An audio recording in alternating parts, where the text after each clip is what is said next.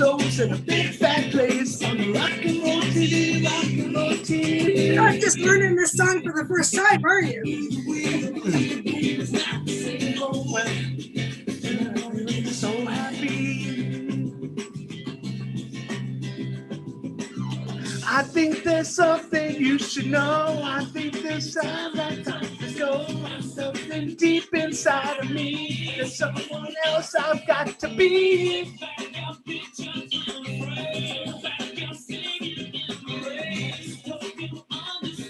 Sometimes the truth might make the man. What's up?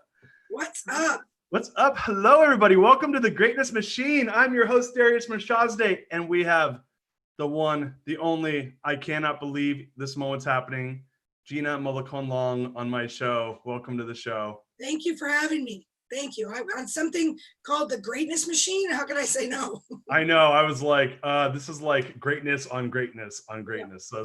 So stoked to have you here. Guys, let's do some housekeeping before we get started. First of all, format of the show is very simple. This is the Greatness Machine, and we're bringing together change makers who are living their passions to create greatness in the world. And when you bring on someone whose company's name is Greatness You are literally fucking doing that to the highest degree. So I'm so pumped that we are getting to do this today. A couple things to know about live streaming. First of all, we're live, okay? So start a watch party, ask us questions, put them in the feed. It's going to be live running on at The Real Darius M on Facebook, as well as YouTube and all the other different platforms. So just ask questions, jump in there. But Facebook is where we want people to be asking the questions because my team is reading for those comments. They'll be sending them live to Gina and myself. And so I'm telling you right now, like if I get a one-on-one with Gina, like my brain goes, I can't believe I get to do that. And you guys get to ask those questions one-on-one, which is a huge treat. So bring out the fire hose.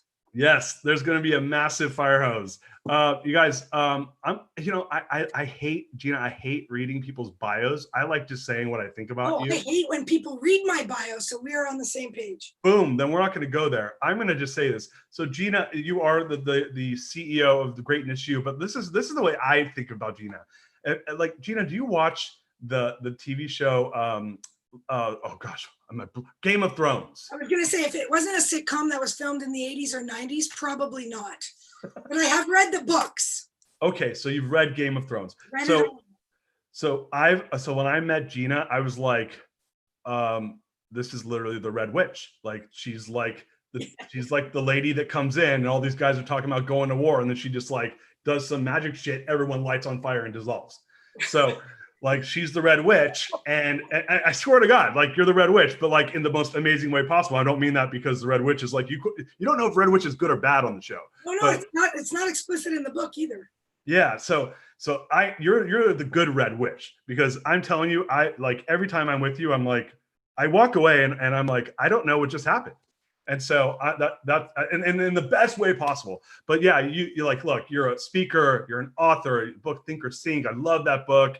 Like every moment I get to be with you, I'm like, this is such a treat. I'm telling you right now, guests, audience members, I don't even care if any of you watch this. I just want to do this for myself. This is a selfish 30 to 45 minutes of me getting to absorb Gina's greatness. So welcome to the show, Gina. Thank you for having me. And when you say all those things, it's like, oh, I'm just an ex-engineer who likes to tinker around with models.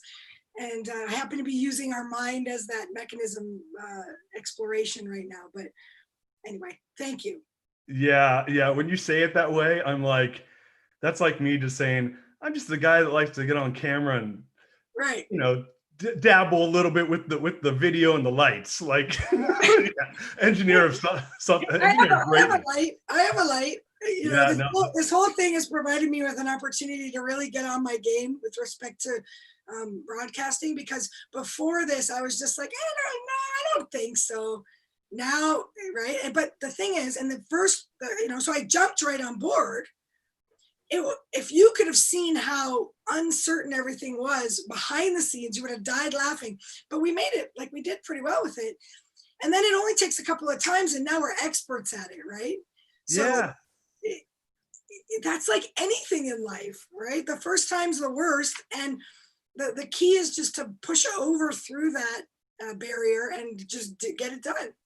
Yeah, no, I'm with you. And it's, I think I've done this is like my 15th or 20th show now. And I feel like I'm like riding the bike. I'm like this, I can't believe I was falling off my bike last week. Right. And now I'm like going off jumps, you know? Yeah, it's so true. So I want to ask you, like, we are in such a crazy time in the world.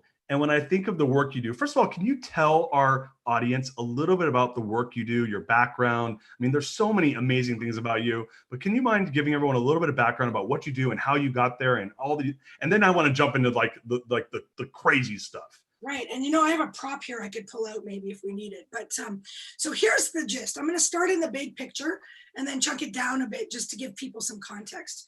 If you gave me 10 seconds to explain myself, I would say that I am probably one of the most qualified people to talk about change.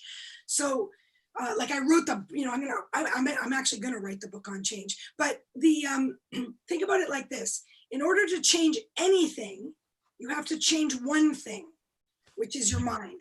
So that is my absolute expertise. Now, what trickles out of that are a number of executions right now. Greatness U is one of them, where we actually teach coaches. So people who are already coaching, we teach them tools, specific tools about the mechanics of the mind. So the mechanics means the mind's a machine. And we teach them how the mind works so that they can get better results faster and with less effort with whatever is the tools that they're using. So a lot of coaches that come through our training are, you know, you may have heard of like phrases like scaling up, 3-have gravitas, these business coaches or really high performing sport coaches. And so we teach, I would say, 4 very specific mechanistic models of the mind. And what does that mean? It doesn't mean the mind is a machine. It means that when we look at it like a machine, we can change variables.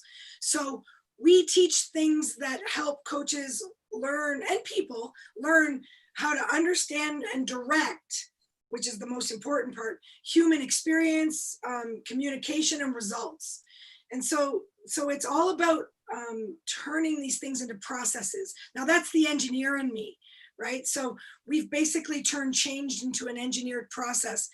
And then some of our other executions, because it's all about humans, right? We do corporate team building, we do corporate training. I've written some books, as you know. Think or Sink I actually wrote during the crisis of 2008. And so crisis is my, I don't want to say I like it because, you know, it's kind of like everything in moderation, but crisis is my jam because a bunch of energy gets freed up from a stuck system, right? But then it has to be directed into something lest it fall backwards, right? So, but they're really, I don't mean to be Pollyanna when I say that the opportunity is in a crisis. The opportunity is because all this energy, all this uncertainty is it's not physical yet. So we can change it quickly, right? Yeah. So the process of change, which is page 165 of Think or Sink, is it. If that's it for me, in fact, I could pull it out right here if it'll work. Want me to pull it out? Yeah, let's do it. Okay, let's pull it out. You know, I told you I got this down pat. Oh yeah, I can see it. Pull it out. Oh wow, you're teaching today. I didn't know that. That's a treat. I already just like, here it is. There we go. All okay, right. Cool. So now we can discuss, right? This is the process of change. And everything that changes in your life, everything must pass through this process. So, you know, quickly in a nutshell, this is basically your comfort zone, so nothing to talk about. So change doesn't start until there's a desire to change. So desire to change means you start asking questions about what you know you don't know. Without that, you can't have change. You only need 2 things for any change. And this, again, is not an inspirational speaker thing. You only need 2 things. You need the desire to change, and you need the willingness to keep going no matter what, right? So Churchill said, when you're going through hell, keep going. So you need the desire to change. If you don't want to change, nothing's going to happen. And then you need the willingness to keep going through to the breakthrough. And everybody thinks that's it. Oh, if I could just break through, then I'd be there. Absolutely not. You can't just go until you get it right once. You must continue practicing until you can't get it wrong. Period. then it will become the dominant pattern, and then the establishment of a new level, whatever that is. Doesn't matter. It doesn't matter if this is money, fitness, relationship, personal development, learning to walk. It all goes through this process. So that's what I do. So yeah, so it's cool. So I just realized, and I'm kind of a person that's like not Captain Obvious, that there's two platforms essentially, right? So you have the, and so that's, you're leveling up essentially. But what's funny is that hell part, right? Because I think a lot of people, they want to be at the second A1 or whatever. A prime, yeah. Yeah, I want to be at A prime. But then when they start feeling the flames of hell burning their feet, they're like, fuck that. Right. And they're like, I'm going to go back to sleep over here. Wake me up in 10 years. And then I'm going to be like hating shit again. I'm going to want to go to A prime again. And then and I think as time goes on, people just get tired and they're like, it's cool. I'm just going to be mediocre. Right. And you just nailed it, like some key points of my teaching. Number one, when they hit the flames of hell, I never said it like that before, but when they do, they try to go back to the way it was. And it's a curious thing, Churchill saying, if you're going through hell, keep going. Because if you ask the man on the street, what should you do if you're going through hell? They'd be like, turn and run in the other direction, man. The other thing that you nailed, which is absolutely true, is once you have hit point B and you have this desire, you can never unwant it, ever. You can not get it, and you can live your life in that mediocrity, but the desire will always be active in your nervous system. So that's a hard place to live from. I think that's called a life of quiet desperation.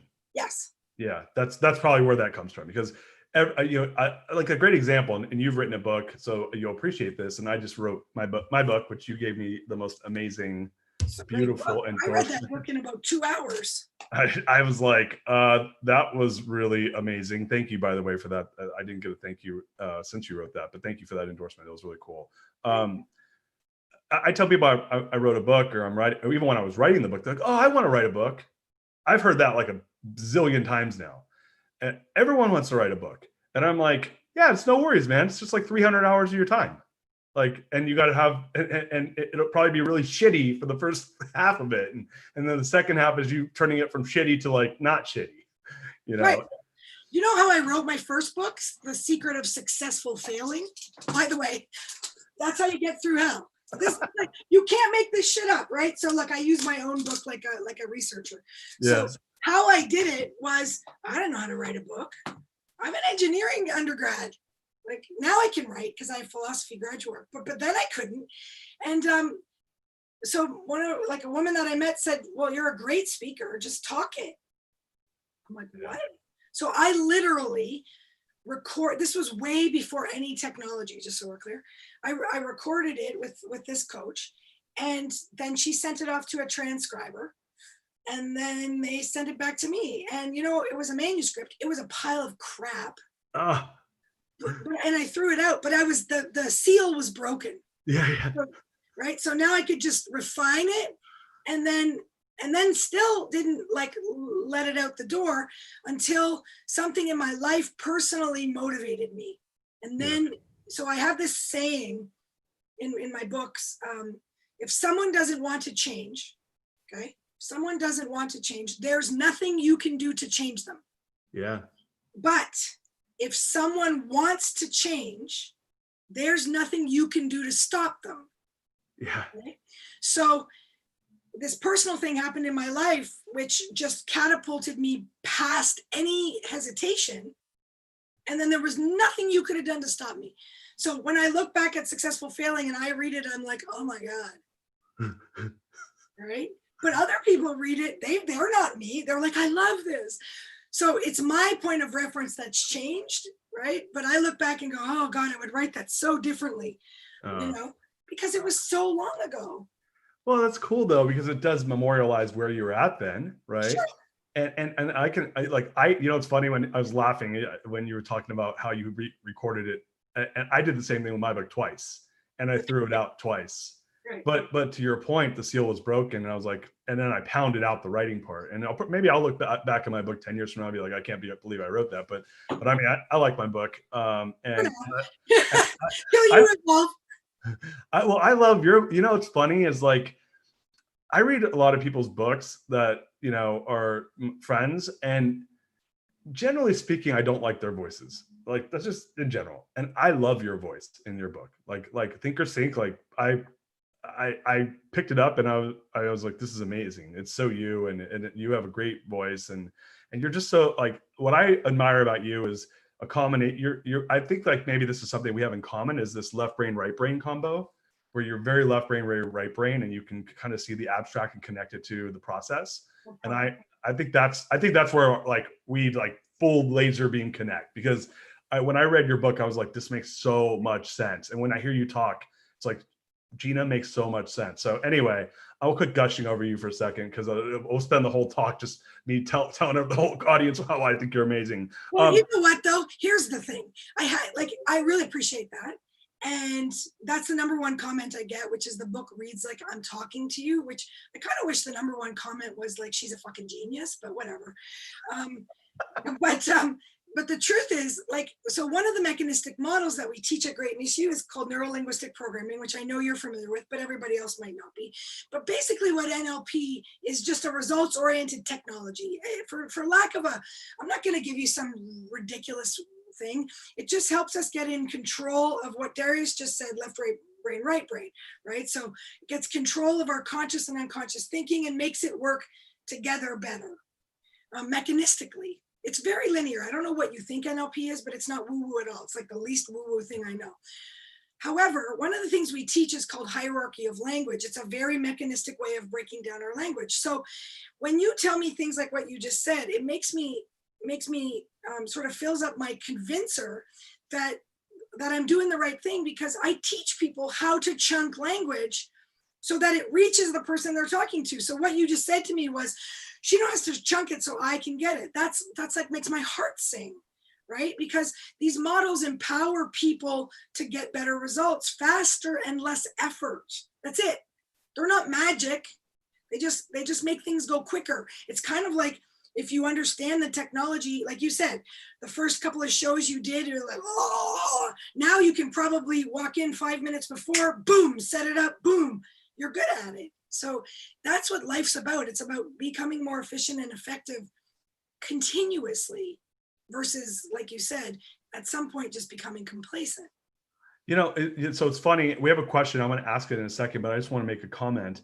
I think that what's happening right now, well, let me go back. I think that prior to all of, like, maybe this was hundreds of years ago, what during the Renaissance, when art was really promoted, right? I'm just guessing right now, but this is where I'm like, this is in my mind seems like a great vision of what I'm about to say, is that there was a time when the arts were in line with the sciences, when people saw them in the same light, and some people still do, but many don't, right? Many are like science, left brain, process driven, and they rip the art out of it, right? And so I feel like the world is kind of built on that system for the most part. But I think that the most impactful change is that, and when I see that, by the way, I see it very linearly. Like, processes, boom, boom, boom, boom, boom, boom, boom, boom, boom, boom, boom, boom, boom. And it's all holding itself up by these joints, and it's strong. Art is the goo that flies between it and goes in the cracks and makes it 20 times stronger, because there's nothing left, no space left, right? And so what I think, beautiful, quite frankly. What's that? And it makes it more beautiful. Oh yeah. I'm talking like mechanistically right now, but I agree with you. The beauty is like that output you get from it, right? And so I think what's happening right now is we've been operating in this, and by the way, I think process creates commoditization. Yeah. Because of this efficiency, and I think what's happening right now, and it kind of strips away some impact in a more abstract way of thinking about it. The impact kind of gets dissolved a little bit because the art is pulled out. And I think that what's happening right now is people are thirsting for that impact. And that's why you're seeing these things come out politically, and you're seeing these things come out, because I think that people are saying, I want to feel that thing that you can only feel, not on the process side, but in that abstract side. And what I love about what you just said is I think NLP takes that abstract and mechanizes it in a concrete way. Yeah. like as I say values do, and as I know you believe that as well. Precisely. Well, the truth is that what drives the desire to change is your values. And your values will themselves alter as you alter, right? Things that you didn't even know were important will become important to you at certain ages and rites of passage. And as a culture, I mean, you individually watching this might be going through something right now, but we're also seeing it on the collective, right? We're going through, and we have to remain committed to building a new system. And that's not easy. So everybody's up in angst right now because it's not the way they want it or what their comfort level it is, but let's appreciate that we're doing it. And that's a big deal. And we'll find a way, we'll settle on something. And the important thing is, let's try to settle on something that brings us to a new level. Yeah. Not back down here. Don't go backwards, right? So we got a couple of questions. First question is, what advice can you give to someone who has made the breakthrough but needs motivation to keep going? Okay, so first of all, I don't give advice, but here's what I would do. It's simple. Watch The Karate Kid. All the answers are there. Okay, so once you get it right once, then it's wax on, wax off. And I don't care if that's not sexy, tough shit. That's the difference between most people. Okay, the difference is most people want the quick fix. They want life to be easy. Life is simple, but it is not easy. Okay, the difference between regular great and greatness, okay, is this right here, the slog. You know what to do and you do it and you repeatedly do it. Gladwell talks about it when he says 10,000 hours. They are not sexy hours, right? I met somebody on a stage once, I don't know where it was, and they were like, oh, I want to be like you. I want to just, on the stage and all the spotlights and the sparkly shoes. And I was like, yeah, well, in order to do that, you have to speak in a church basement, to a bunch of, tea party, whatever. I remember when I was promoting Successful Failing, I was like, are you kidding? This is my audience? So 10,000 hours. But the thing is, it's true. Maybe it's not quite, but it's pretty bang on. Like when he wrote it, I was like, 12, 20, you know what? It's about 10,000. Yeah. More or less. So wax on, wax off. That's my advice.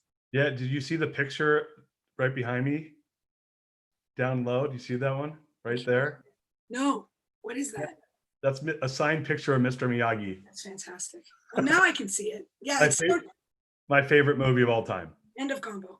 Yeah, this is like, it only gets weirder every time I talk to you, Gina. Like, we're so connected. Welcome to our weird conversations, everyone. Yeah, she goes straight for like, yeah, I'm telling you, man. I'm gonna go here next. The rest, I teach the science of intuition. That was the gig I was doing before this happened. So I was traveling, teaching business people the science of intuition. I have figured out how to talk to business people about intuition in a way that's like wrapped up in Prada shoes, that they can hear it.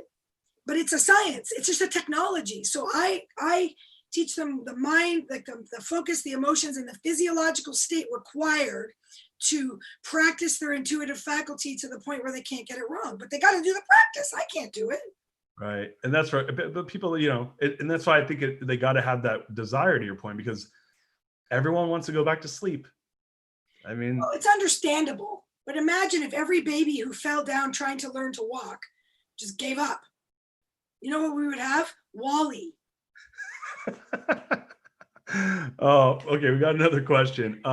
What techniques can you practice to use language that resonates with other people? Well, interestingly enough, so we teach this shit. In fact, we give most of it away for free at this level. Like at this level, we're like, look, we give, and people always say, oh my God, how do you make money? Well, certainly not by whatever. Like, especially when the crisis hit, we put up a page called greatnessu.com/virtual. Somewhere in there was this like free test you could take to figure out what your representational system is. Let me try to teach it in 10 seconds. Basically, people are different. So you see the world differently from other people. I know this is a big shocker. One of the mechanistic buckets we use is called representational systems: visual, auditory, kinesthetic, and digital. 4 buckets. Human beings are obviously far more complex than 4 buckets, but somehow 4 buckets seems to work sometimes. So here's the clincher. Visual people will use visual words like, look at me. Do you see what I'm saying? Auditory people will use auditory words. So a visual person will say, do you see what I'm saying? An auditory person will say, do you hear what I'm saying? Right. A kinesthetic person will say the same sentiment by saying, do you feel what I'm saying? Do you feel what, do you grasp what I'm saying? And a digital person will say, do you understand what I'm saying? They're all saying the same thing. So listening, I know it's shocking, to how other people speak will tell you exactly how to speak to them. Why? Not because they're better than you. That's not why. Why do you speak in someone else's language? Because it's more effective to whisper in another person's language than to shout from your own. That's true for obvious languages, but it's also true for the buckets. So I said representational systems, right? But it could be Myers-Briggs, it could be DISC, it could be enter any system here. Your goal is to create rapport with the other person, and you do that by matching them. Yeah. So listen to their words, not their scent. Like if they say, I want a coffee, don't say, I hear what you're saying is you want a coffee. That's a great way to get punched in the face. Yeah. Right? Listen to how they speak and approach reality the way they approach it. Right? So if they say things like, do you see what he's doing? I can't believe what I'm seeing here. This view from here is disgusting. They use all these visual words and they're dressed really nicely. They're probably visual. So whatever you want to say, just weave in words that are visual in nature as you try to explain what your sentiment. They will hear you more than if you don't. Yeah, and like this is where I'm saying Red Witch, just magic powers, because like when you start, and it's not right. This is the science of change, to your point, and how you get people. How do you affect efficient communication in a way? And efficient is probably not the right word. Effective communication, right? How can I affect the most like change or to get what it is that the outcome that I see would be best, right? And so when you look at, and this is speaking selfishly, when I'm saying, okay, well, if let's say I'm using the techniques you're describing, or I get trained in those techniques, now I'm upping my game. We haven't even got into mindset theory, spiral dynamics, values, right? Let's say I'm talked about values. It's almost right. It's like when you start going down those roads, right? Then it's like, wow, I'm talking to an autocrat who's a visual learner who has these 3 values they care about more than anything. How do I meet them where they're at? You use values the same way. So I just finished teaching values at the mastery level at the NLP Greatness U stuff. Just finished, like Sunday.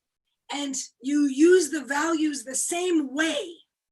So in the same way that a visual person uses visual words, somebody who values, I don't know, community, okay, will constantly talk about community. Right.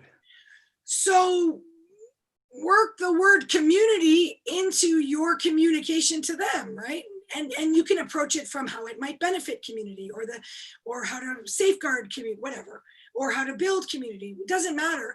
But if you approach what you're trying to talk about through their values words, they will hear you. Right? Like your work, and you know why I love it and why I read that book so quickly is values are the most unconscious filter we have, period. And so before any of this can happen, it's driven by your values, period. Like there's nothing more unconscious that has content. Yeah. It's the start. Yeah. I mean, I preaching to the choir, but it's what I love about this work that you're doing and how I've learned from it and where I'm applying it, at the little level I can't wait to do your course. But it is that, I see that your work is taking these abstract ideas that are the most powerful ideas. If you can affect change in the world, that is the most powerful thing you can do, in my opinion. Right. And so, because the world needs to change, and if you can direct that change in the right way, you are affecting the most powerful change that needs to happen. And taking these tools and doing it with intentionality, because where do we make our decisions, right? We're not making them based off of logic, like We know this. This is what are those guys' names from the Undoing Project? Tversky and shoot, I'm blanking on their names. You're gonna know when I say it. But you know, these guys won a Nobel Prize in psychology for economics because of their work in psychology around essentially around how do people make decisions, and they don't make it out of logic. You know, we all use logical processes, but we're already committed to the outcome. Right. It's our a reptilian brain where we're making decisions, right? And the reptilian brain doesn't have a capacity for language. So they got to feel you. I got to feel you. And the words help me get there. They're the door, but they don't walk you through it, right? And so, you know, what I love about everything you're saying, and I want to take a second to just remind our audience, guys, ask questions.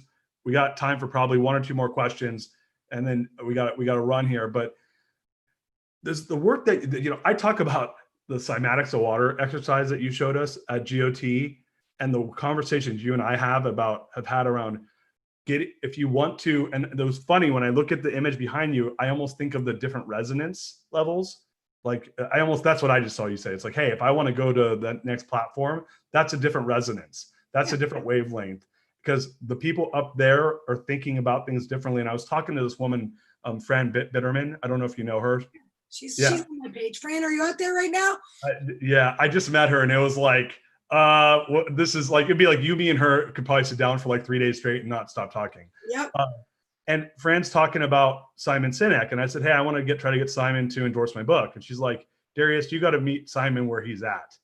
And I just thought instantly about you, Gina. And I was like, I'm not on his wavelength. I mean, I know I am in some ways, but I'm not. I visualized, literally, she said those words, and one split second later, I thought of you, and I was like, and that's based on projection. So the thing I always say to people is, Carl Jung had this concept called perception as projection. So basically, you don't see the world as it is. You see the world as you are. That's a big difference. That's how everybody does it. There's no way around it. When you're in the meat suit, that's how it works. So you have to, but once someone comes into your reality, the confirmation is that you and that person are like two tuning forks roughly on the same frequency. So if that's what you're trying to affect, then you got to do the work around changing your mind, letting go of beliefs, adopting beliefs, this kind of work, right? That's all driven by your values. So you'll get there. And I went back to faster and with less effort. Like, everybody will get where they're going. They don't need me, right? This is stuff that they will get to. We just make it go faster, right? Take less effort because we have models that work versus you figuring it out. But you'll still get there, and you will get there, because as long as you keep committed to it, eventually he'll just appear, but it won't probably come the way you will plan it to come. Like, hey, Fran, can you connect me to Simon? Oh, let's make a meeting. Oh, how linear is that? No. You stay committed to it, even though she tells you, hey, dude, you're basically not on his level. Good luck with that. And you say, okay, I'm going to get there. And then you'll literally run into the guy somewhere physically, and you'll be like, what? And you'll call it magic. No, I call that Gina Mollicone speak. like I actually had that exact thought. I'm like, oh, it's just not going to happen this way. It'll happen the way you just described it. And it's, yeah. Well, so but it is going to happen. Yeah, it is. And I bet I do know him actually a little bit, but it's not well enough to get him to do what I need him to do right now, that's a conversation for another time. But yeah, it's that going through hell part that you keep talking about. People don't want to go through the hell. And as long as you're okay with that, because it sucks, going through hell sucks, right? You question yourself. Are you like constant questioning yourself? Am I good enough? It's a mind fuck, right? And you got to know that that's part of it. Churchill also said, never, ever, ever give up. So those two quotes, done. I like my favorite Churchill quote is, success is going from failure to failure without loss of enthusiasm. Yes, and failure isn't fatal. Yep, exactly. Success isn't final. Someone asked me, they said, Darius, if you could have dinner with anyone ever in the history of man, who would it be? And I said, oh, Winston Churchill and JFK. No question. Yeah, he was the first one that came out of my mouth. I was like, I heard he likes to booze, and I like to booze. So we get drunk together. I get to hear him just brilliant guy. I mean, there's a guy I would love to meet. So anyway, yet another thing we have in common. In another conversation, we could do something with the timeline, but that's a whole other thing. Yeah. Yeah, that's the next show. Okay, question. If you have coworkers that absolutely see the world differently than you do, how do you meet them in the middle? You don't. You meet them where they are. Say it again. I interrupted. Sorry. Well, okay, you don't. You meet them where they are. Look, here's the thing. What do you mean if you have coworkers that see things differently? Okay, if you are around other humans, they see things differently. One person, 5 people, doesn't matter. Okay, period. So all the strife on the planet is explicable because people see the world differently. Now, let me give you a quick, I know we probably go a little bit over time, but it doesn't matter. That's okay. It's cool. So in 1954, the scientists who were trying to create the computer, Miller, Orme, Van Uxel, Pribben, blah, blah, blah, they quantified a couple million bits of information available out here for the brain to process. And they were able to measure the 7 plus or minus 2 chunks magic number, which translate to about 126 bits a second. So the brain, our most important organ in the sense of humans versus animals, takes 2 million bits of information and shoves it into a straw of 126 bits. That's like sucking the world's biggest milkshake through a tiny little, needle straw. So 126 out of 2 million, and then your brain uses that once it's in your brain, filtered, okay, so it's filtered, it's real. So it's not capital R real because we could choose different 126. Now, Darius, the work you do, values are the filter. So that determines what you bring in. Once it's in your mind, it is as real as my iPhone, my water bottle, my earrings, it's real. Then you behave like that's real and you have no choice. Your behavior is constrained by that reality. Now, by virtue of this fact, and let's just say today, that number outside of us is certainly higher than 2 million, could be 2 trillion, could be 2 Google million, whatever. The point is our brain's still at 126. Right. And here is the truth. Everybody you come across has a slightly different 126. Some people that you come across has a massive different 126. What you need to get is they see the world as really as you do. So you have 2 choices, connect or reject. That's it. So if you want to connect, you have to be the more flexible person. So you have to put they say walk a mile in a man's shoes. That's what this means. So if you want to connect, you have to find out how they see the world. That's the listening part, how they do the world. And then you have to do it. You have to become a chameleon. Otherwise, then you reject it, which is fine. I mean, you're entitled to your reality. They're entitled to their reality, but don't be surprised when there's conflict. Okay, that's it. In NLP, we say the person or the system with more flexibility of behavior will control the experience or the outcome. Won't control like whether you get it your way, but you'll control the outcome. And if what you're trying to do is connect, there is no meeting them in the middle because they aren't as motivated by it as you are. You have to go all the way to them.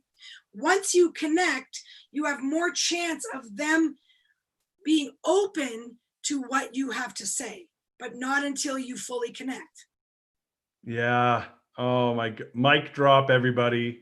Mic drop. I'm not even going to entertain any more talking because we're going to just like ruin what was just a fucking amazing ending to this show.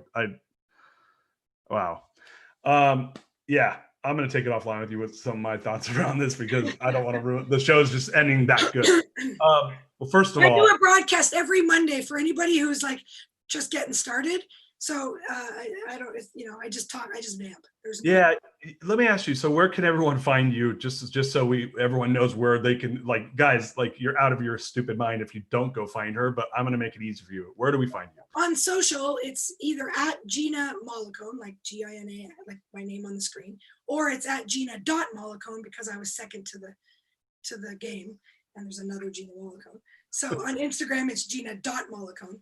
But then the other thing, like just come to greatnessu.com and go to greatnessu.com/virtual, because that's where all the free shit is. So go, it's like free copy of Think or Sink, free course, free everything. Everything's free right now till we remember that it's there and take it down. But we put it up in March and people are still using it. Go there. Then through there, if you really want to talk to me, email me, whatever is the link there, and it'll get to me eventually. Yeah, guys. And then you said you're doing a show once a week. Is that what you just said? Where's that? Every Monday, more or less, around 1:11 Pacific time. That's where I live, 1:11 Pacific time. So if you're on the East Coast, that's 4:11. 1:11 Pacific time, I do an 11-minute broadcast. As you know, Darius, that's no accident. I did it every day during the crisis, and then things got really busy. So now we're just doing it. I'm calling it Mindset Mondays. Beware. I'm tinkering with the notion of changing it to Focus Fridays. But right now it's Monday, 1:11 for 11 minutes, you know. Wow. That's going on my calendar. All on my Facebook page. If you want to go watch backwards and see if any of this shit's valuable, every video we do it on Facebook because they store it for us. So you go to Facebook, whatever.com/Gina Mollicone. The videos are stored in the video tab. Okay. Cool. Wow. I knew I'd feel this way at the end of the show. I just don't know how we'd get there. And of course I feel this way.